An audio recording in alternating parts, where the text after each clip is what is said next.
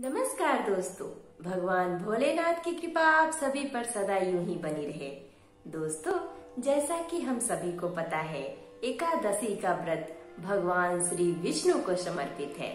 ऐसे में दोस्तों, इस साल यानी कि 2022 में अश्विन मास में पड़ने वाली एकादशी को इंदिरा एकादशी के नाम से जाना जाता है।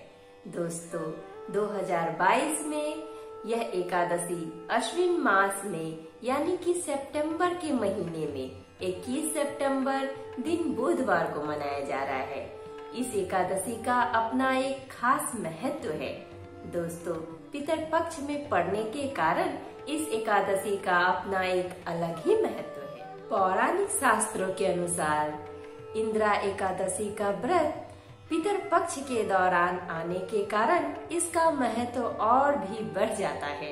दोस्तों, धार्मिक मान्यताओं के अनुसार यह एकादशी पितरों की आत्मा की शांति के लिए और उनके उद्धार के लिए बहुत ही फलदायी मानी गई। तो यही कारण है कि अश्विन मास के कृष्ण पक्ष में आने वाली इस एकादशी को इंदिरा एकादशी कहा जाता है। भक्तजन शालिग्राम की मूर्ति की पूजा करते हैं और बड़ी ही विधि विधान के साथ भगवान विष्णु की आराधना करते हैं और अपने पितरों की शांति के लिए उनका तर्पण, उनका पिंडदान और श्राद्ध क्रिया करते हैं।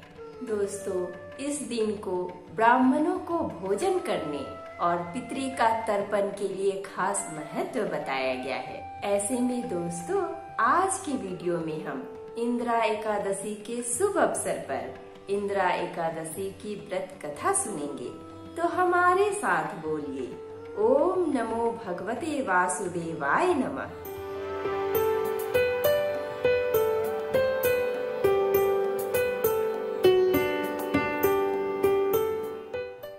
नमस्कार दोस्तों, मैं शिल्पी आप सभी का तहे दिल से स्वागत करती हूँ अपने YouTube चैनल कथा कहानी शिल्पी की जुबानी में। दोस्तों, इस चैनल के माध्यम से मैं आप सभी को हर तरह की कथा और कहानी सुनाऊंगी।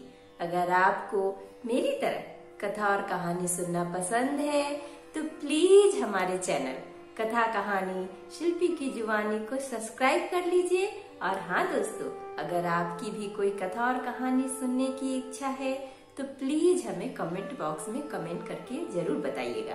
तो चलिए दोस्तों, बैठे बैठे क्या करें, करना है कुछ काम।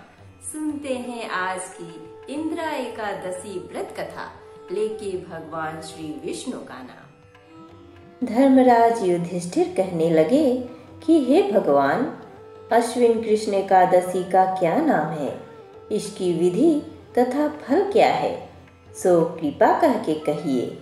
भगवान श्री कृष्ण कहने लगे कि इस एकादशी का नाम इंदिरा एकादशी है। यह एकादशी पापों को नष्ट करने वाली तथा पितरों को अधोगति से मुक्ति देने वाली होती है। हे राजन, ध्यान पूर्वक इसकी कथा सुनो। इसके सुनने मात्र से ही वाजपेय यज्ञ का फल मिलता है।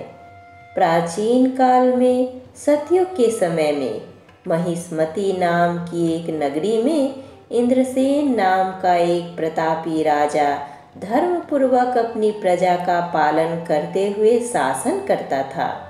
वह राजा पुत्र, पौत्र और धन आदि से संपन्न और विष्णु का परम भक्त था। एक दिन जब राजा सुखपूर्वक अपनी सभा में बैठा था तो आकाश मार्ग से महर्षि नारद उतरकर उसकी सभा में आए।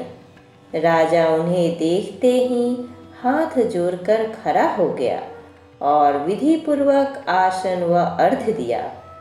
सुख से बैठकर मुनि ने राजा से पूछा कि हे राजन, आपके सातों अंग कुशल पूर्वक तो है, तुम्हारी बुद्धि धर्म में और तुम्हारा मन विष्णु भक्ति में तो रहता है। देवर्षि नारद की ऐसी बातें को सुनकर राजा ने कहा, हे महर्षि, आपकी कृपा से मेरे राज्य में सब कुशल है तथा मेरे यहाँ यज्ञ कर्मादि सुकृति हो रहे हैं। आप कृपा करके अपने आगमन का कारण कहिए। तब ऋषि कहने लगे कि हे राजन, आप आश्चर्य देने वाले मेरे वचनों को सुनो। मैं एक समय ब्रह्मलोक से यमलोक को गया। वहाँ श्रद्धापूर्वक यमराज से पूजित होकर मैंने धर्मशील और सत्यवान धर्मराजा की प्रशंसा की। उसी यमराज की सभा में महान ज्ञानी और धर्मात्मा तुम्हारे पिता को एकादशी का व्रत भंग होने के कारण देखा। उन्होंने संदेशा दिया, सो मैं तुम्हें कहता हूँ। उन्होंने कहा कि पूर्व जन्म में कोई विघ्न हो जाने के कारण मैं यमराज के निकट रह रहा हूँ। सो हे पुत्र, यदि तुम आश्विन कृष्ण इंदिरा एकादशी का व्रत मेरे निमित्त करो तो मुझे स्वर्ग की प्राप्ति हो सकती है। इतना सुनकर राजा कहने लगा कि हे महर्षि, आप इस व्रत की विधि मुझसे कहिए। नारद जी कहने लगे, आश्विन मास की कृष्ण पक्ष की 10वीं के दिन प्रातःकाल श्रद्धापूर्वक स्नान आदि से निवृत्त होकर पुनः दोपहर को नदी आदि में जाकर स्नान करे। फिर श्रद्धा पूर्व पितरों का श्राद्ध करे और एक बार भोजन करे। प्रातःकाल होने पर एकादशी के दिन दातून आदि करके स्नान करे। फिर व्रत के नियमों को भक्ति पूर्वक ग्रहण करता हुआ प्रतिज्ञा करे कि मैं आज संपूर्ण भोगों को त्याग कर निराहार एकादशी का व्रत करूँगा। हे अच्युत्य, हे पुंडरीकाक्ष, मैं आपकी शरण हूँ, आप मेरी रक्षा कीजिए। इस प्रकार नियम पूर्वक शालिग्राम की मूर्ति के आगे विधि पूर्वक श्राद्ध करके योग्य ब्राह्मणों को फलाहार का भोजन कराए और दक्षिणा दे। पितरों के श्राद्ध से जो बच जाए उसको शुंघ कर गौ को दे तथा धूप दीप गंध पुष्प नैवेद्य आदि सब सामग्री से ऋषिकेश भगवान का पूजन करे। रात में भगवान के निकट जागरण करे।